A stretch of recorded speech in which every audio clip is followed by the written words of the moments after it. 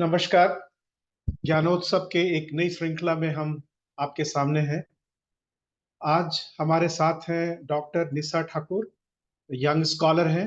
इन्होंने अपना MA Delhi university से किया है, एमफिल और पीएचडी इन्होंने जेएनयू से किया है। और ये अभी यूनिवर्सिटी एडमस यूनिवर्सिटी, जो नॉलेज सिटी में है, बैरकपुर 24 परगना, वेस्ट बंगाल, वहां पे ये पढ़ा रही हैं। आप ज्ञानोत्सव के नियम से वाकिफ है। हमारा ये जो कार्यक्रम है वो हिंदी या इंग्लिश किसी में आप बोल सकते हैं, मिला करके भी बोल सकते हैं, ये आपके कंफर्ट लेवल पर डिपेंड करता है। हम लोग चाहते हैं कि हिंदी में थोड़ा प्रमोट किया जाए, लेकिन एब्सोल्युटली आपके चॉइस पर है। 40 मिनट का आप प्रेजेंटेशन अपना दे सकते हैं और उसके बाद 20 मिनट डिस्कशन के लिए रहेगा। और हम लोग इसको थोड़ा और सख्ती से इम्प्लीमेंट करना चाहते हैं कि पूरा प्रोग्राम 1 घंटा में खत्म हो जाए, और इसलिए हम लोगों ने टाइम पर शुरू कर दिया है। बहुत बहुत स्वागत है आपका निशा। एक यंग स्कॉलर इतने बढ़िया थीम पर काम कर रहे हैं, पंजी सिस्टम, और खासकर वुमेन के एंगल से आपने इसको देखा है। आपका स्वागत है। आप अपना प्रेजेंटेशन शुरू कर सकते हैं। धन्यवाद।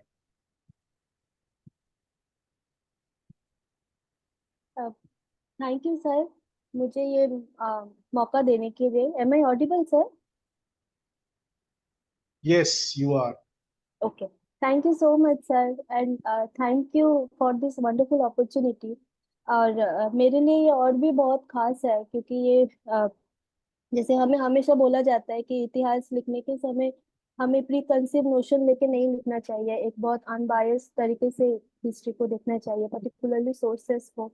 लेकिन मैं बहुत सालों से इसमें स्ट्रगल कर रही हूँ कि इसको मैं कितना प्री कंसीव नोशन लेके ना देखूं, because being part of a community on which I have worked, I definitely had my own ideas, and my own experiences played a very important role in witnessing this system. और ये पंजी एक ऐसी प्रथा है जिसके ऊपर बहुत सारे अलग अलग तरीके से काम हो चुका है। आए दिन न्यूज़पेपर में हम देखते हैं कि इसको लेके काफी चर्चा रहती है। और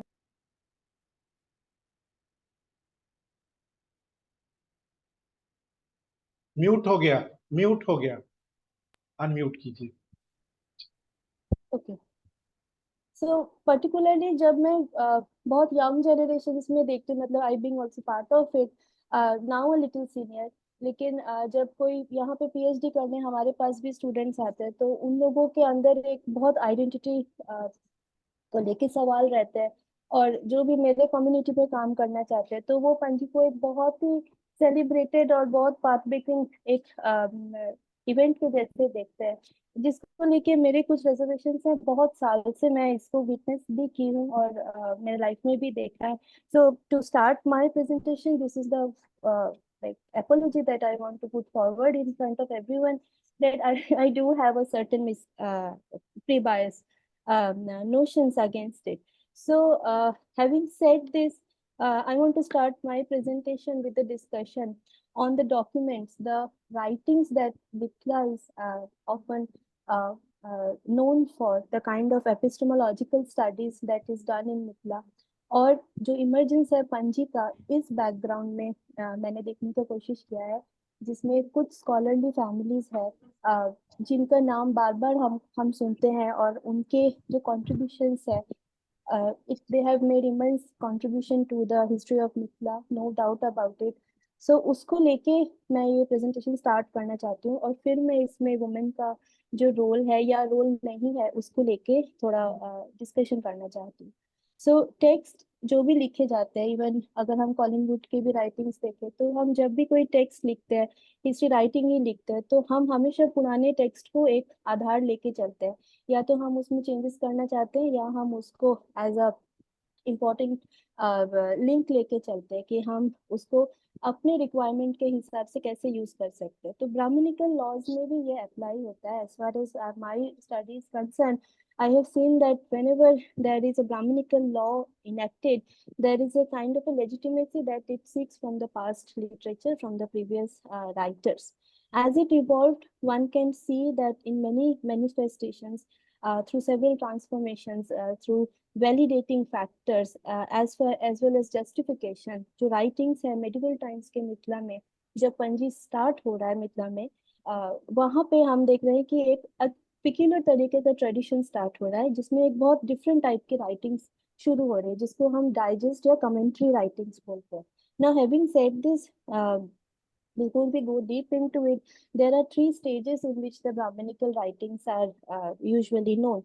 The first stage is the Vedas, which comprise basically of the oral traditions, and when it came in the form of writing, it was a little late. Then the stage of the Smritis, in which the Dharma Shastras and Dharma Sutras were composed, compiled, and many prominent scholars are assigned to them.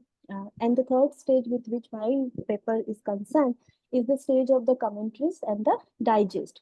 These are mostly assigned to the 8th to the 17th century. So, ये बहुत लंबा एक period है in which we see that there is a continuation of a tradition in which the Sanskrit is the prime mode through which the ideas, certain ideas are popularized or enacted, and even are coming in the form of the laws.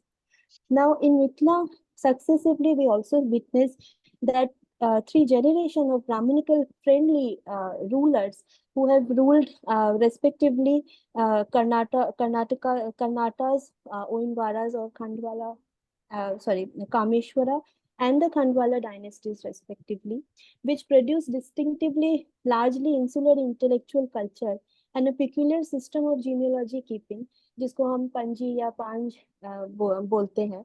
These registered scholars were keen to emphasize their roles in the administration of the kingdom of Mithila, their connection to Mithila's official Brahmin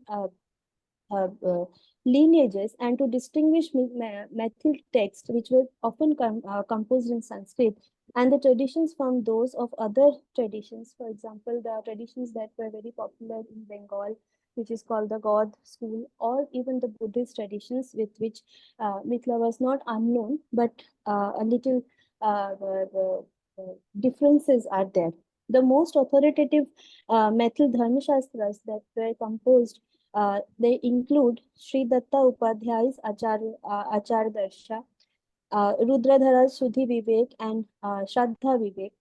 Chandeshwar Thakur, who is a very prominent, very popular writer, very prolific writer, I would say. His Vivad Ratnakar is one of the most important works that is composed, and even I would say that it is one of the first of its kind, very important work, Vivad Ratnakar.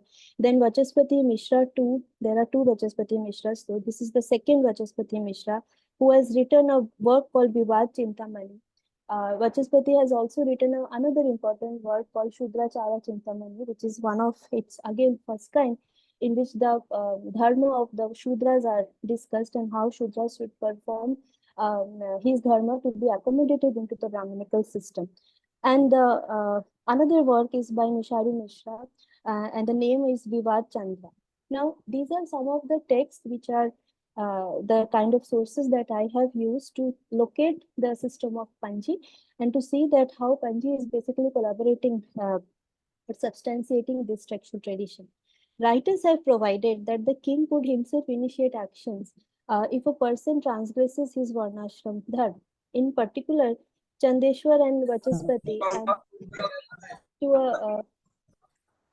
to a certain extent Vidyapati, cites rules from Yagyavalk, Narada Smriti, Manu Smriti, Gautam, Samkhya Likhita, and several other sources to say that a king must take action against the people, particularly the Shudras and the women belonging to all the castes, to see that they are performing their duties as per prescribed to them in these texts that these scholars are composing.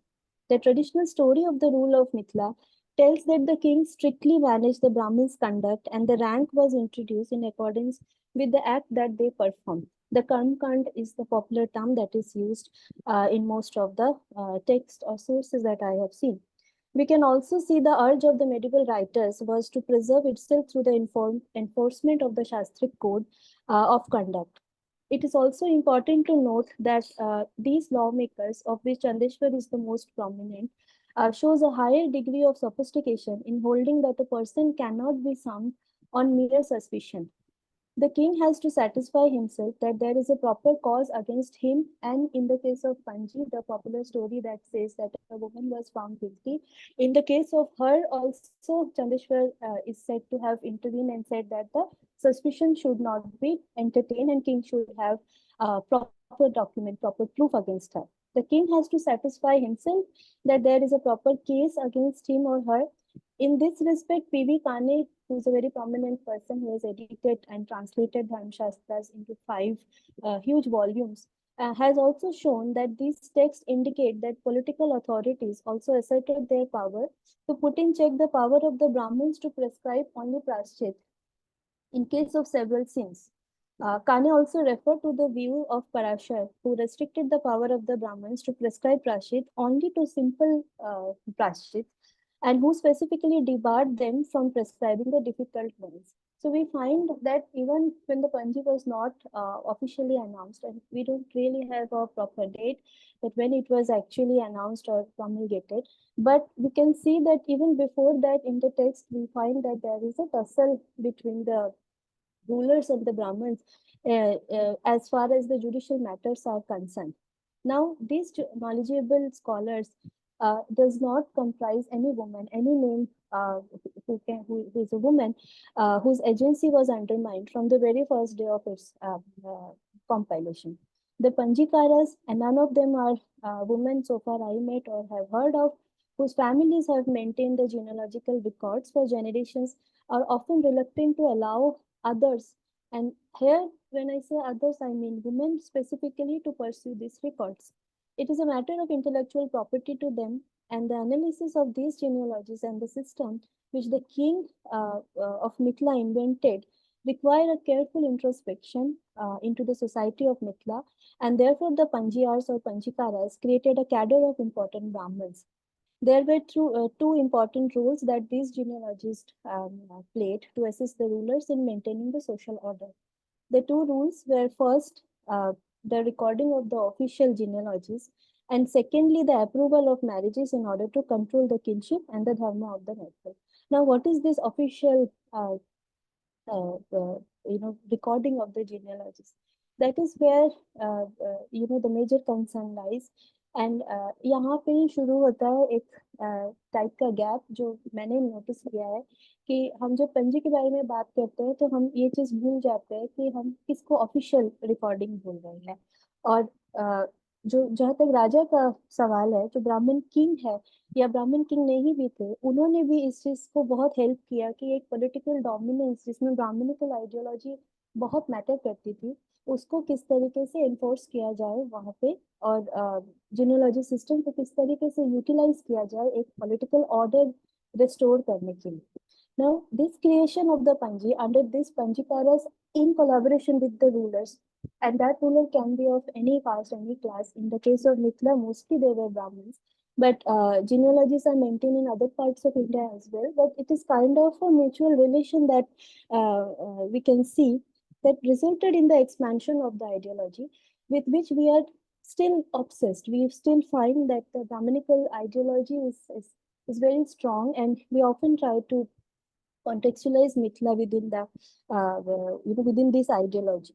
Now, in 15th century, specifically in 16th century, when people like Mahesh Thakur became the ruler, and then their families expanded, and they have contributed immensely as far as the writing is concerned, and their rule is concerned. It developed itself a straight structure based upon the Brahmins for the upkeep of the Brahmins.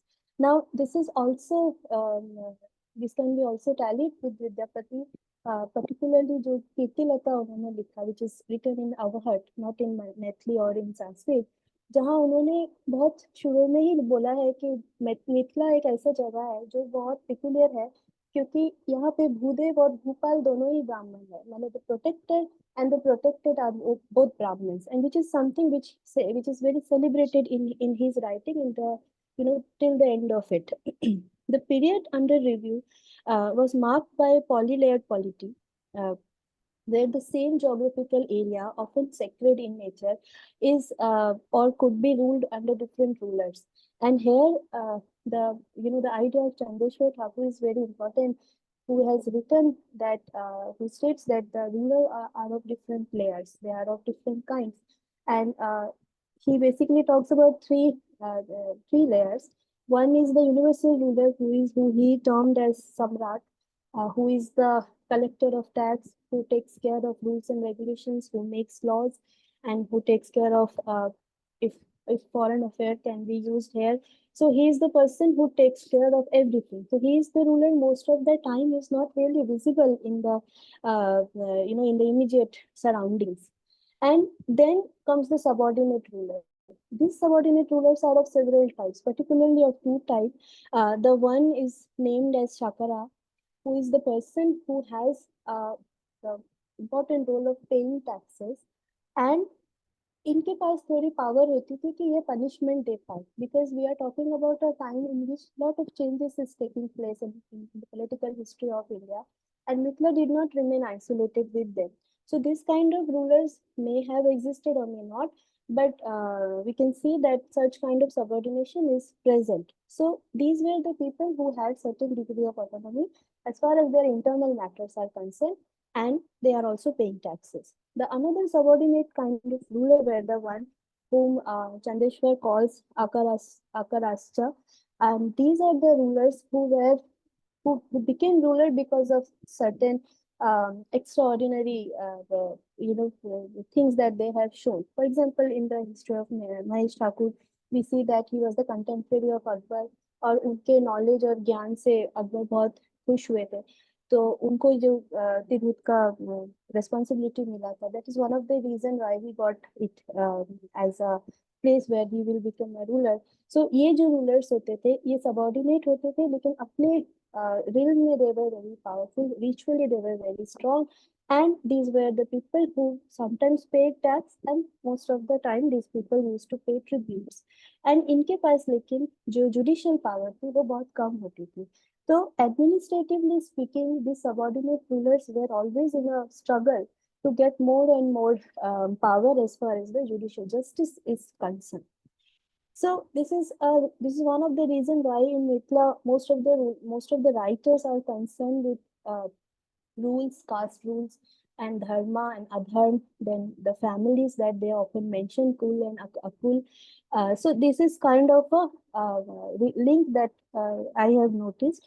Thus, it may be inferred that it was an arrangement that with the politically superior rulers getting greater judicial autonomy, and secondly, that the rulers at the different levels of hierarchy were keen to exercise this authority over their subjects. Now, over their subject is again, I believe, is a very political term that हम जब over their subjects बोलते हैं तो कितने inclusive subjects को हम imagine कर सकते हैं. तो हम जब मिथिला की बात करते हैं तो हम जब इन टेक्स्ट को देखते हैं और इन रूलर्स की हिस्ट्री देखते हैं तो हम एक टाइप का एक्सक्लूसिविटी फील करते हैं. तो ये भी एक बहुत मतलब चर्चा का विषय बन सकता है कि ओवर देयर सब्जेक्ट्स तो ये रूलर किनको एड्रेस कर रहे हैं और ये राइटिंग्स बेसिकली किनके लिए लिखी जा रही है. सो चंदेश्वर के स्कीम में जो पावर है पीपल्स डिस्प्यूट में इंटरवीन करने का रूलर के पास, वो एक बहुत ही परप्लेक्सिंग सिचुएशन है जिसमें एक प्रॉपर कंडक्ट करना लीगल पोजीशन में, या एक ऑफेंडर को आइडेंटिफाई करना, या एक क्राइम को पनिश करना या पनिशमेंट देना, ये सारी चीजों को लेकर हम बहुत ज्यादा एक कंफ्यूज स्टेट देख सकते हैं, जो कि हमने देखा कीर्तिलता में भी काफी प्रोमिनेंट है कि जब एक राजा नहीं रहा तो उनके बेटे एक सुपीरियर राजा के पास जा रहे हैं, and the major concern with which they are dealing is that in the absence of a ruler, the state of affair is very confusing. So they are very disturbed with this environment.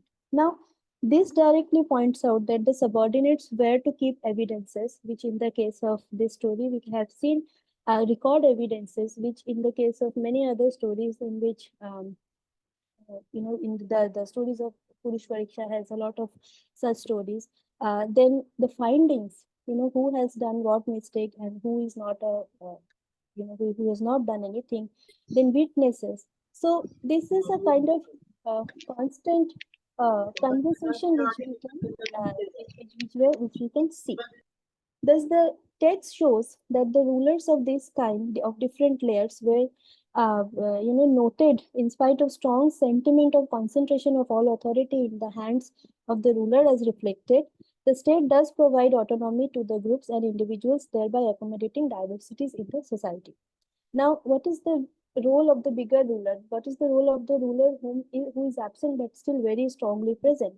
Now, B.D. Chattopadhyay in this context, B.D. Chattopadhyay's name, I hope we all are familiar with, is one of the very leading, very prominent historian who has worked on ancient history and early medieval times, has discussed the problem of this mutual relation between the kings, the subordinate and the superior kings, and the social organizations that are believed to have functioned independently as autonomous spaces within the state. He has shown that in pre-modern time, and that is very applicable to our region, the so-called autonomous spaces did not really exist outside the state structure, but inside it, and function in active association with the apex authorities. This is fully reflected in the text under review, which laid down several restrictions of different social institutions to prevent them from encroaching upon the authority of the state. Thus, we find that the authors, the medieval authors particularly, have extended the king's jurisdiction to the matters where it was earlier expressly excluded. Earlier Smrtis has clearly laid down the disputes between husband and wife, wife with the co-wives, son and grandson, father and son, and so on and so forth, could not be raised before the king. In this background, what I am trying to do is to locate the Panji and the absence, yet the strong presence of women in it. It is popularly said in Mithila that unless one is recorded in the Mithila, in the Panji, one is not a Maithil Brahman. Genealogies are written in order to validate the present by sanctioning the past. Excuse me. They contain detail on the ancestry of an individual for establishing his relationship with another person, his association with the lineage, or membership in a particular social group. Panji served not only the purpose of knowing the past, but also intended to control the future. ये हम कैसे देख सकते हैं? अगर आपने वो famous गाना सुना हो, जब छोटी थी, और आप आई एम श्योर सबने सुना होगा वो गाना, कि एक दूरदर्शन में एक सीरियल आता था जिसमें जिसका जो टाइटल गाना था, छिपकली के नाना है, छिपकली के है ससुर, दानासुर दानासुर दानासुर. So I believe that the you know the factors that make Chipkili the part of the family of dinosaur is the recording of the name of the Nanaji and his father-in-law, but the mother is absent and so is the grandmother. So on the contrary, what I have seen and what is very evident is that women seem to be completely absent in these records, as their names are not mentioned at all. I have not come across any single name in the records that I have seen so far. It is believed that during the time when the Panji was officially started in the 14th century, the ruler named Harashima Dev introduced a revolutionary change in the Maithil community for the betterment of the society by appointing the people, the Panjikaras. And like we have seen earlier, मैं पहले भी ये बोल चुकी हूँ कि उनके दो मेजर काम रहते थे, और जिनमें से सबसे इम्पोर्टेंट काम था कि किसी भी कम्युनिटी का प्योरिटी किस तरीके से वो एस्टैब्लिश करता है. So it's kind of a witness account. This was kind of a this was done for the purpose of maintaining the order, with which in the past people are very obsessed that how order gets distorted and how important is for the ruler to maintain it. Now in this context, Mithila के context में जो हम देखते हैं कि पंजीकार इसमें बहुत important role play करते हैं, because they are the people who can meet the who can go to the grassroots level to know the past of a person. Now, however, these Panjis would trace the patrilineal of the families staying at the region at that time, and the ruler became responsible for upholding the society. So here the confusion is clearly seen to be settled with the kind of relationship that the king is trying to establish with the local magnates who at that time were given certain autonomy. in identifying a person's past and in locating his the roots. So the prominent 13 Brahmins at that time who were residing at that time in that region called which we call Mithila, who became the first registered purest of the Brahmins, and their histories can be located, and till now we can have the Panjis very meticulously preserved of these families particularly, and many other families who were linked with them later, and they were also given this kind of importance. However, the Panjis are monopoly of the Panjikars. It remained the monopoly of the Panjikars because it was them who could attest. Even the rulers could not have that kind of power. Therefore, I felt impelled to study this in relation and connection to the Sanskrit sources, the epistemological studies that was done. Why in Sanskrit it was done is also a very important factor that seeks to prescribe the norm of the social behavior of this Hindu community. Since writing cannot be isolated from the social life, जैसे बोलते हैं कि साहित्य समाज का दर्पण होता है, तो इसी तरीके से हम देख सकते हैं कि पर्टिकुलर कम्युनिटी किस तरीके से एक राइटिंग के थ्रू एक आइडियोलॉजी को बिलीव करने लगता है, एक हेजेमनी के पार्ट बनते चले जाता है. सो ये एक बहुत इंटेलिजेंट एक मूव रहा होगा जो कि बहुत सक्सेसफुली इम्प्लीमेंट किया गया था. इसके रूट हम देख सकते हैं इवन महाभारत में जैसे लिखा गया कि पांडु ने एक बार कुंती को बोला था कि वुमेन पुराने जमाने में किसी भी कंट्रोल में नहीं रहते थे. They were indulged in sexual activities and they were like always after men, and then that stage of thing got so out of control that Shwetketu, who was the son of Udalab, he had to for the first time, he had to stop and make it illegal. And therefore, the rules for the first time were laid down to stop women for doing what a woman is always doing. So this is a kind of a very important step that was laid down in the form of the genealogies.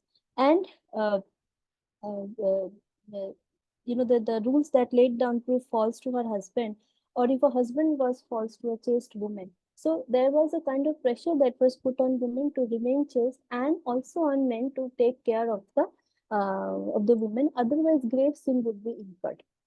Now, this passage and many such passages are scattered throughout historical sources, even in the writings, even in the previous discussion I had initially also I have said that the writings were very strong in Mithila, and even there we find that people are obsessed with the notion of controlling the movement, the ideas of controlling, the idea of channeling the sexuality of women to protect the lineages, to protect the family prestige is one of the biggest concerns, even in the Panji, even in our sources, we find that they're obsessed with this kind of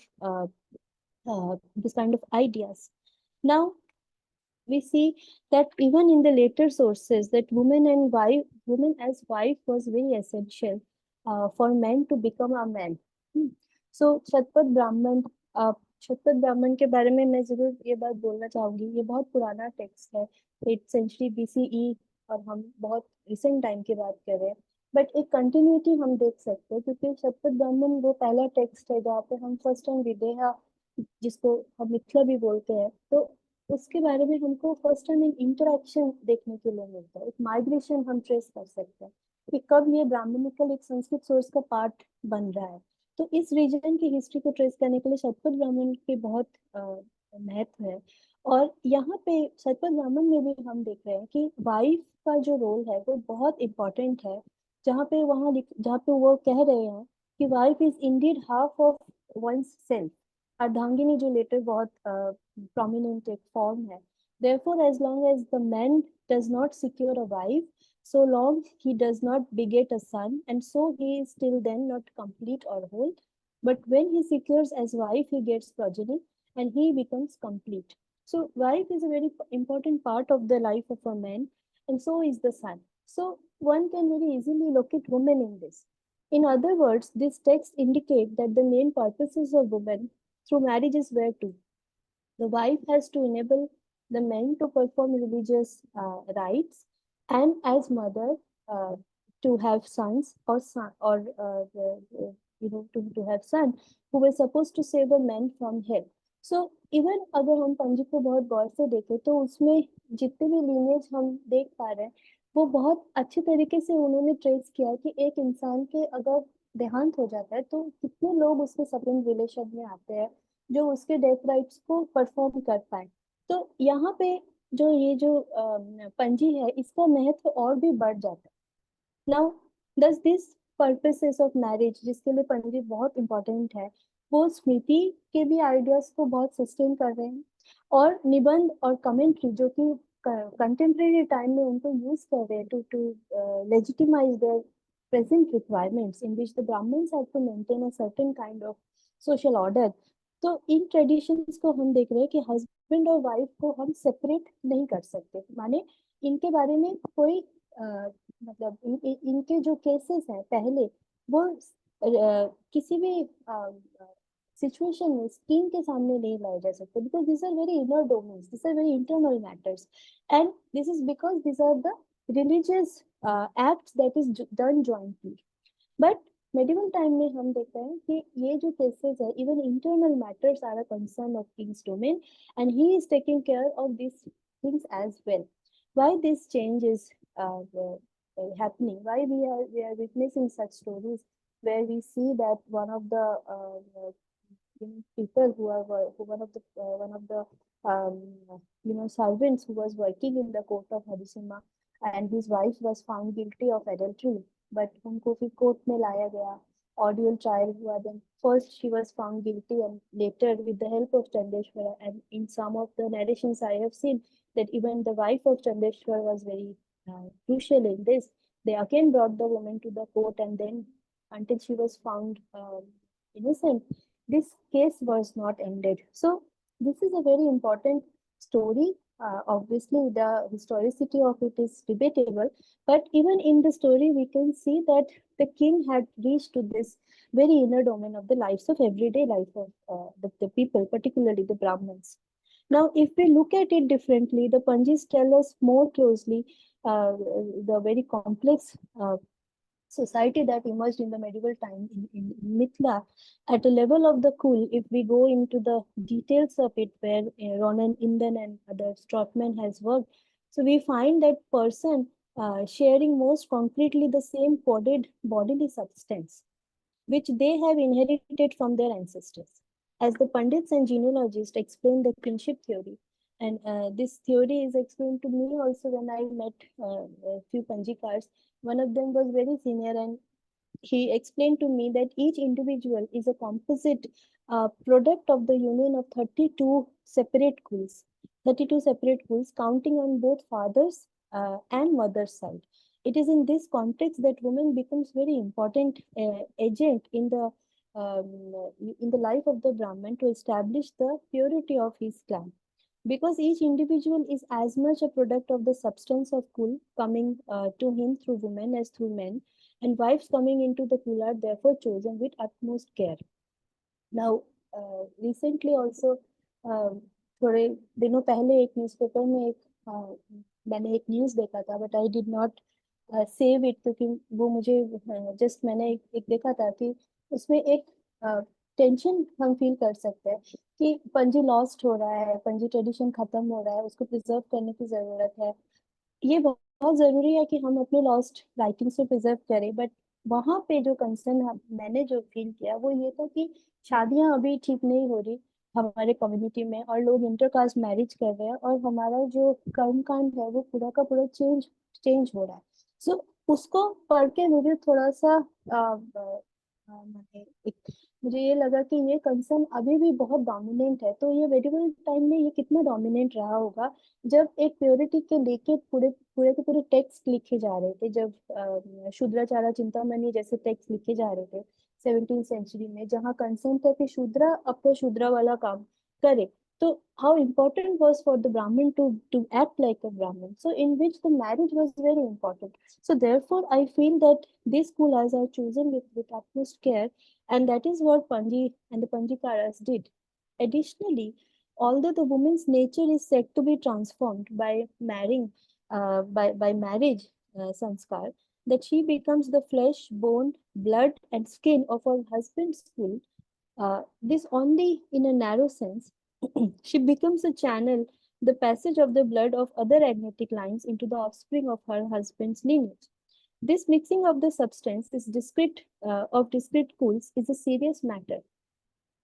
Consequently, we find that the principal concerns of the medieval lawmakers was with the title of disputes traditionally called the Stri Pamdhan, that seeks to regulate the mutual conduct of men and women, both within and outside the kin. Dhamshastra writers therefore adopts an overtly protective attitude towards women and prescribes that women must remain within the manly protection of the father, husband, son. And if we see that the Panjis are doing, what these records were very helpful for is that in the absence of any man, the king was responsible for taking care of the woman. Now, in this case, it's very important to see is that they had a very sympathetic approach towards the widow, but the economic concern was not at all a matter of any concern. So अगर हम law books को देखें, अगर हम even Chandeshwar के writings भी देखें, तो विडो का कोई भी अधिकार इनहेरिटेंस के ऊपर नहीं है.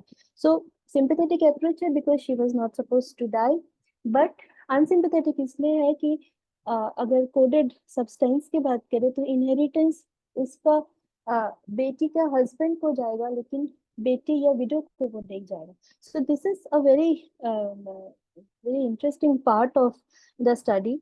As mentioned above, not exception to previous texts, the medieval Smriti and other authors were terrified at the very thought of women being free and women taking liberty. So this is also a part of the very old tradition which continued in this time. They would want them to be confined within the four walls of their homes and not even communicating with any single male other than their husbands, upon whom rests the pious duty to ensure that their wives do not transgress the duties laid down for them. Keeping keeping these principles in mind, the Smriti author stated that the future of a man's lineage is dependent upon the male heir, who is a child born within a marital union. According to the Brahminical system of kinship, the lineages of Brahmins depend on three principles, that is, both through Pravad and Sapind. Now, the pind, which is created the Sapinda relation among one of the lineages, is the most important, because in Mithila this arrangement was much more clarified in the records of the Panji. So I had not made any, I could not make any PPT. I will just show this. If you can see that there is Gotra, then there is Mool, which is the territorial unit with which the Brahmins are, they were known for. Then there is Gram, which is a sub lineage of the Mulas, and then there is Pravar, and then comes the Sapind. So Sapind is the fifth important stage in which is referred to an offspring of a deceased ancestor made by a group of related individuals, as well as to the notion of shared bodily essence, which I just mentioned, that even in spite of having a widow who, in spite of a widow who is of very early young age, the property would not go to her, and it would go to the Sapin, the coded blood essence, which shares the coded blood. And then comes the Kul. Kul is the most immediate part of the families, in which is divided into Vyavasthit and Avyavasthit. That is, the Vyavasthit are the established names which can be located physically and which is continued, and the Avyavasthit, which can be from other parts or which may have lost their importance over time, and then with marriage it is again accommodated. Now the last part of it is the घर, जिसको हम लोग मैथिली में घर बोलते हैं, या बाड़ी बांग्ला में बोलते हैं हाउस होल्ड या घर, जो कि एकदम इमीडिएट फैमिली है. तो एक simple family according to Panji is not an independent category. It has a very long, a very old, deeper connections to the Gotra, and that is sometimes imagined or sometimes mythical origin, but the kind of continuation that we see, we can well imagine that how important for the it was for the people of Mithila. It is for the people of Mithila to have these links very nicely documented. As a result of this, the rules of Brahmin marriages are specified in the Smriti that prohibits marriage between individuals who are of same gotra, sapin, and so on. In other words, the rules of marriage mandate that a bride and groom do not share common gotra and they be minimum 5 times removed from mother's side and 7 times removed from the father's side. Thus, marriage is a composite rite comprising several subordinate elements which have to do in a certain order, and last of which is seeing constellation of the seven sages. It brings about the status of woman as a person's wife. Therefore, the woman becomes the central concern, and the family to which she belongs becomes the secondary concern. How to choose a bridegroom and what qualification make Dr. up? Nisha, Yes, sir. Dr. Nisha, now you can conclude in 5 minutes, please. Okay, sir. Sure, sir. सो ये जो concern है Brahminical text का कि किन घरों में शादी होनी चाहिए या किस टाइप की उनको वधू चाहिए या किस किस फैमिली से कनेक्शन करना है, ये सब चीजों को हेल्प करती है पंजी सिस्टम, जहाँ पे बहुत वेल डॉक्यूमेंटेड फैमिली पास्ट है और ये राइटिंग से बहुत ज्यादा सब्सटेंशिएट किया जा सकता है। जब पीवी काने दिखाते हैं कि पूर्व मीमांसा में एक दृश्य और अदृश्य एलिमेंट रहता है जब whenever there is a marriage which is conducted, सो दृश्य में हम देख सकते हैं अगर किसी लड़की में कोई खोट है या किसी लड़की का कोई बॉडी पार्ट में प्रॉब्लम है, that is दृश्य, but still if a marriage is conducted and after marriage it is discovered that even then the marriage cannot be nullified. लेकिन अगर अदृश्य फैक्टर है, if a woman is found to have belonged to a family which is not a good family, which is not a family without any dosh, which is family with a dosh, then that marriage is nullified and void at then and there. So this is a kind of tension that one can see, and I believe that पढ़ने के लिए इस angle को देखना बहुत बहुत ही जरूरी है, जिसमें वुमेन का जो प्रेजेंस है उसको लोकेट करने के लिए हमको एक ओवरऑल एक comprehensive understanding of this regional past is very much required. This is what I have tried to do and I am doing in the process. So I will be very grateful if I receive certain feedbacks and useful the comments. So thank you so much. Thank you so much, sir, for the opportunity. Thank you, Dr. Nisha Thakur. Now, floor is open, but please, questions to the question. Please don't make comments. We want to finish it with time. So be brief. I can see one hand raised. Please go on with your question. Okay, I had raised and I Shailen think there. your voice is breaking, Dr. Chaudhary. It's a Yeah. wonderful presentation, Dr. Nisha, and I presume it is an academic work. So therefore, terminological clarity is of utmost importance so that what the researcher is saying is conveyed to what the listener or the reader is reading. You use two words repeatedly. One is Brahmanical dominance, and second is Brahminical literature. Could you please give reference to who defined these terms and what does it mean? In case of Brahminical ideology, sorry, that was the term used. So, who defined this term Brahminical ideology? What does it mean? Second, in case of Brahminical literature, exactly which part of the Indian literature is called Brahminical literature and who defined it? If you could you, where did you take this reference from? Thank you. We can take other questions also. We will take 3 questions. Adarsh, please.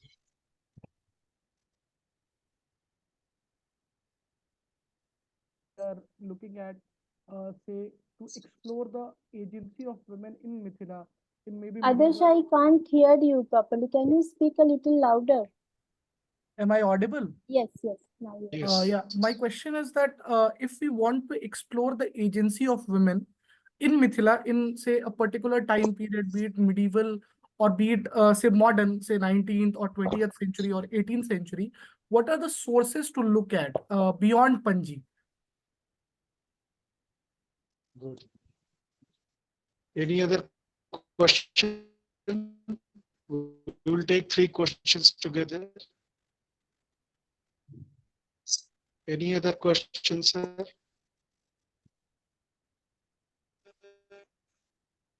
Okay, go ahead with these 2 questions. Nisha. Hi, sir. Thank you for the questions.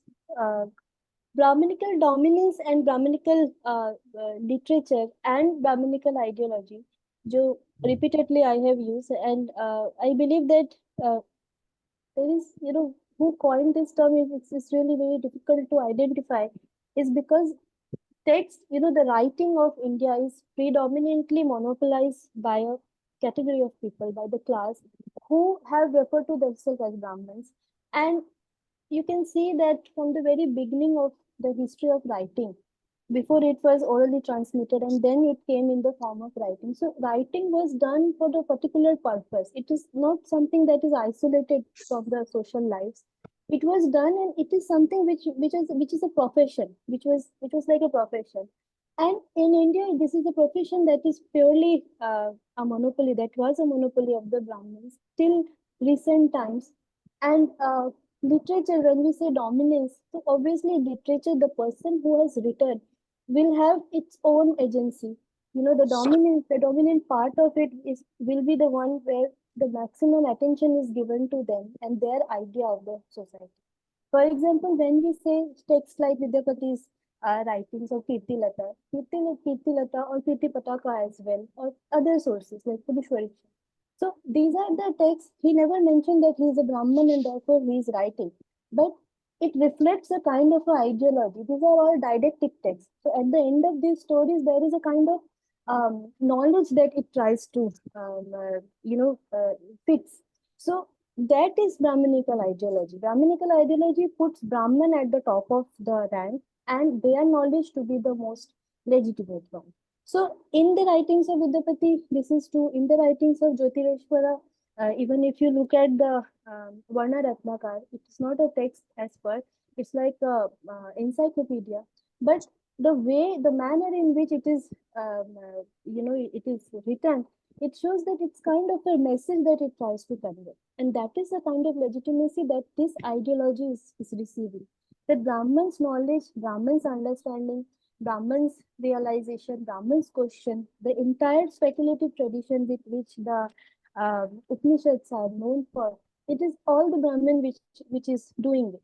So the person aspires to get to that rank, and when a person who is not fulfilling it, it degrades. So it becomes a Chandal. So this is kind of the ideology that is repeatedly found in this text.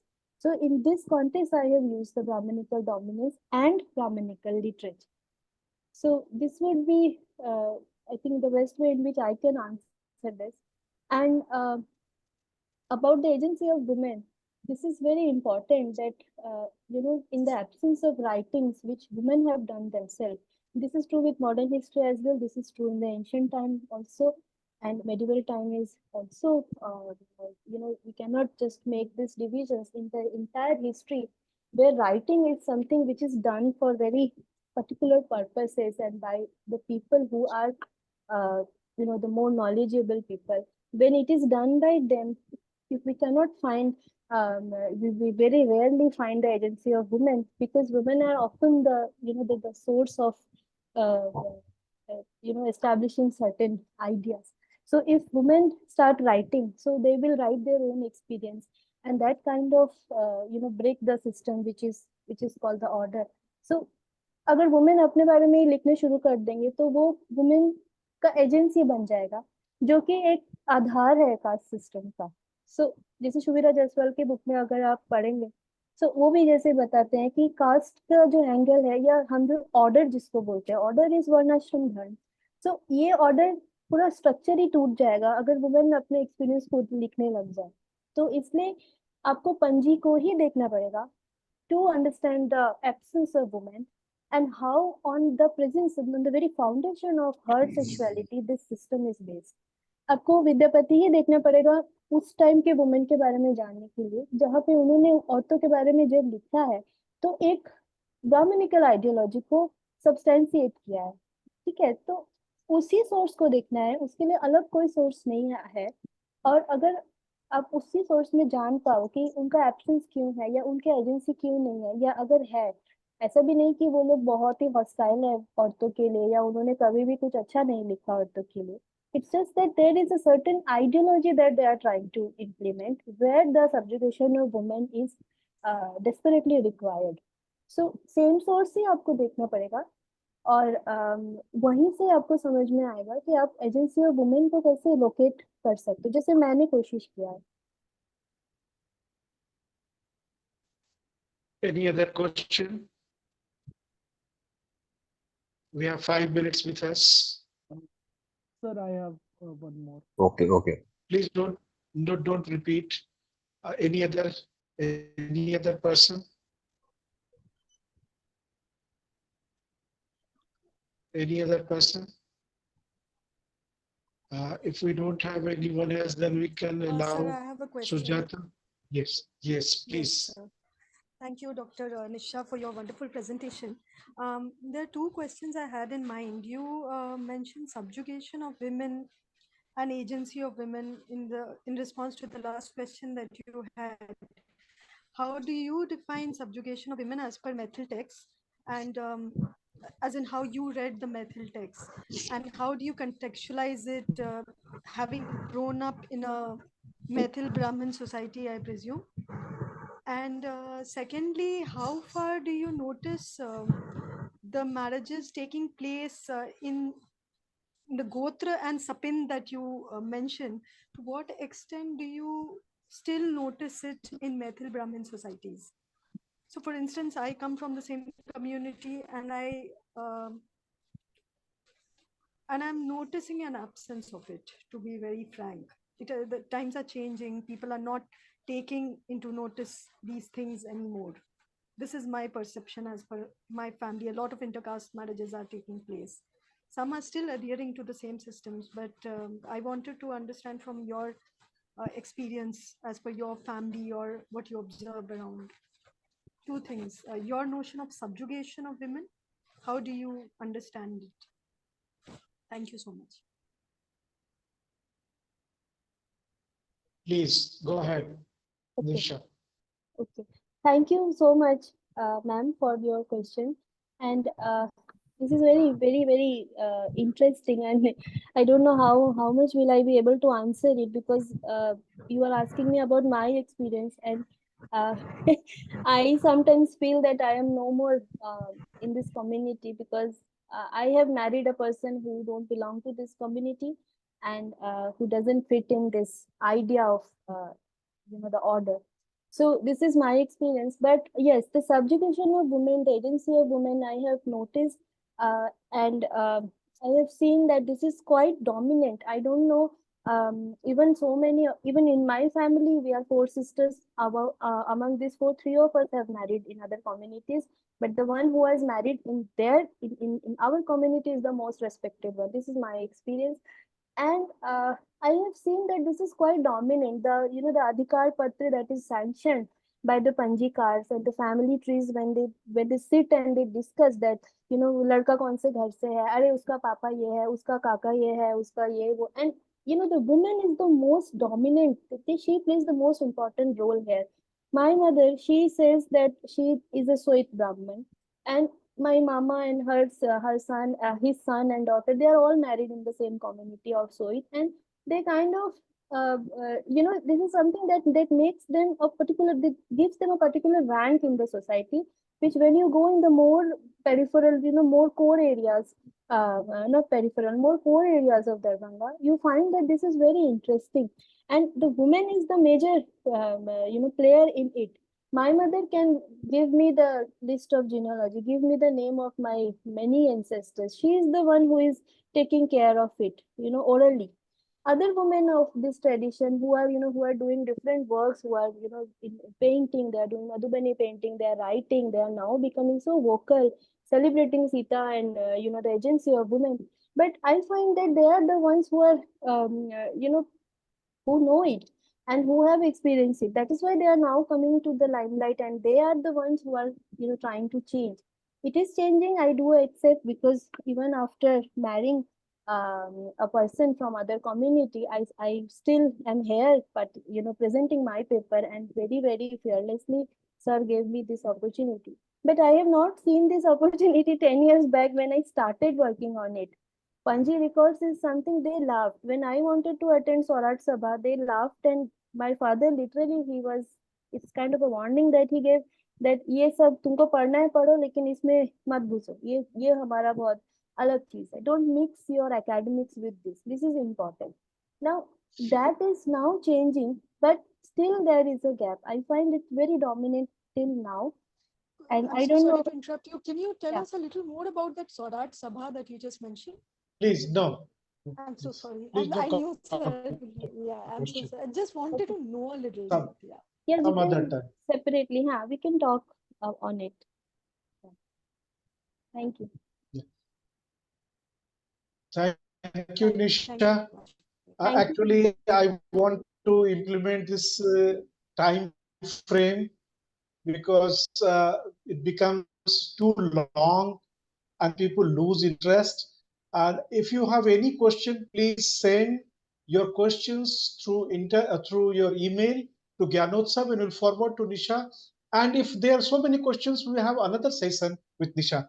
Thank you, Nisha, for this wonderful presentation. Voices, many more different voices from different corners. That's the our endeavor at Gyanotsav. Thank you again. Thank you everyone for joining it. Thank you. Thank you so much, sir. Thank Admin, you. stop recording.